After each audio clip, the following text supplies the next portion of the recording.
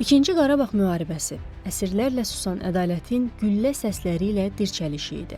Bu savaşda hər əsgər bir bayraq, hər addım bir azadlıq nidası oldu.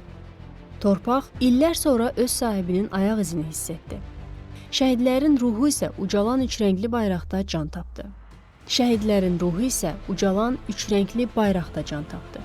Hər kəndin işığı, hər şəhərin nəfəsi geri qayıtdı. Bu müharibə təkcə silahla deyil, imanla, milli birliklə qazanılmış bir zəfər dastanı idi. Qarabağ artıq təkcə torpaq deyil, bütöv bir xalqın baş tacıdır. Belə qəhrəmanlarımızdan biri də baş leytenant Məlikov Mahmud Təhmasiboğludur. O 1994-cü il aprelin 3-ü Neftçala rayon Xol Qaraqaşlı kəndində anadan olub. 2000-ci ildə Qismət Nuraliyev adına Xol Qaraqaşlı kənd tam orta məktəbinin 1-ci sinifini daxil olur. 2011-ci ildə həmin məktəbi uğurla bitirdikdən sonra uşaqlıq arzusunun dalıca gedir. Heydər Əliyev adına Azərbaycan Ali Hərbi Məktəbinə daxil olur. 2015-ci ildə Ali Hərbi Məktəbi uğurla bitirdikdən sonra Ağcabədi rayonunda yerləşən N saylı hərbi hissənin ön cəbhədəki bölməsində tağım komandiri kimi xidmətə başlayır.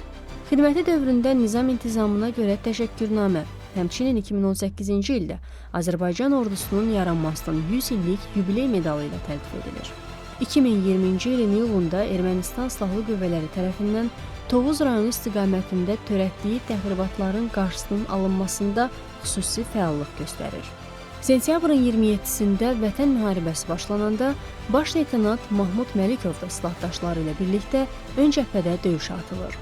Füzuli rayonu istiqamətində düşmənin çoxlu sayda canlı qüvvəsini və 8 tankını məhv edirlər. Rayon ərazisində Üçtəpə adlanan yüksəklik Mahmudun komandiri olduğu bölük tərəfindən mənfur düşməndən azad edilir. Oktyabrın 29-da Füzuli rayonu Qaraxanbəyli kəndi uğrunda döyüşlər zamanı Mahmud Məlikov şəhid olur. Mahmud Məlikov oktyabrın 29-da doğulub boya başa çatdığı Xol Qaraqaşlı kəndində dəfn olunub. Mahmud Məlikov ölümündən sonra Azərbaycan Respublikasının prezidentinin sərəncamlarına əsasən Vətən uğrunda, igidliyə görə, Füzulinin azad olunmasına görə medalları və 3-cü dərəcəli Vətənə xidmətə görə ordeni ilə təltif edilib.